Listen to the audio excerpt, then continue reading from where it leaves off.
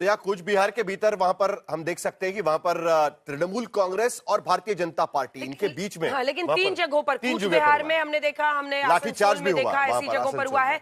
लेकिन आपको सुनाना चाहते हैं, प्रधानमंत्री नरेंद्र मोदी ने एक वक्त पर कहा था कि गंगा जी बिहार से होकर ही आगे बढ़ती हैं बंगाल की खाड़ी की तरफ और गंगा सागर की तरफ, और उन्होंने कहा था कि बीजेपी की भी विस्तार यात्रा गंगा जी के साथ साथ आगे बढ़ रही है। सुनिए। गंगा जी यहां बिहार से बहते हुए ही बंगाल तक पहुंचती है।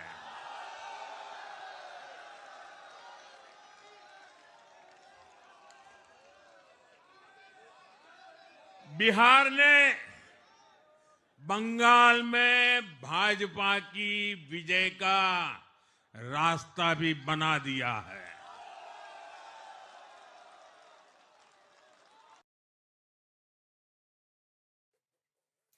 तो यहां पर प्रधानमंत्री ने पहले ही कह दिया था कि भाई गंगा नदी बहती है उस तरीके से जाना है। बिहार के चुनाव के बाद अंजना याद है, और अभी देखिए बंगाल के भीतर भी घुस गए।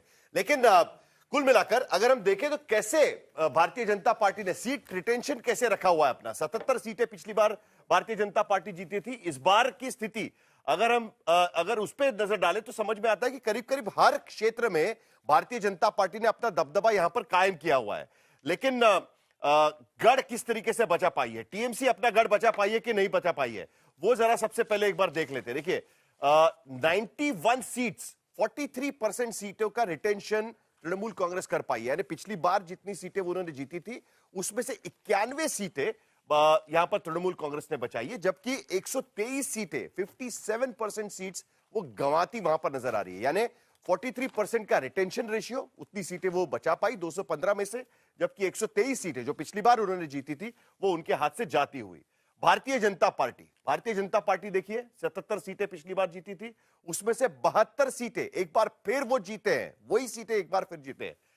कुछ 5 सीटें वो हारे हैं, लेकिन 94% रिटेंशन भारतीय जनता पार्टी का आज की स्थिति में हमें यहां पर नजर आ रहा है। पुराने आंकड़े भी एक बार देख लीजिएगा किस तरीके से यहां पर स्थिति बदली है।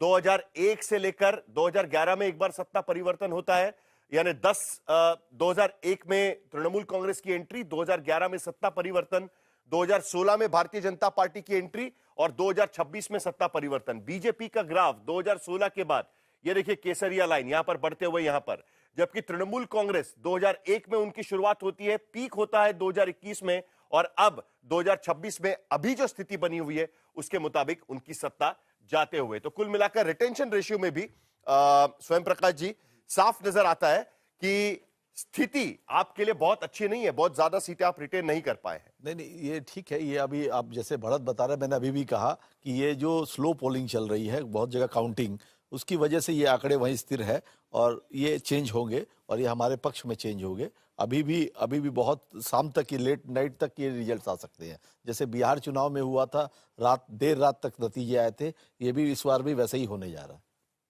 लेकिन ये अगर हम लोग इस पे नजर डालें हम लोग संजय कुमार जी, तो ज्यादा सीटें रिटेन नहीं कर पाए हैं। 45% वोट शेयर के साथ में हमें भारतीय जनता पार्टी यहां पर दिखाई देती है, यानी 7 से 8% का जंप बीजेपी यहां पर कर चुकी है।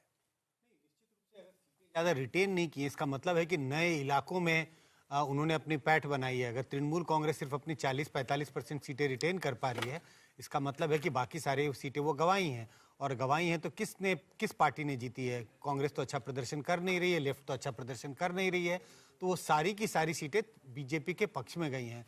तो रिटेंशन भले ही बहुत हाई ना दिखाई पड़े, लेकिन ये तो जरूर है कि नए इलाकों में बीजेपी ने अपनी जबरदस्त पैठ बनाई है।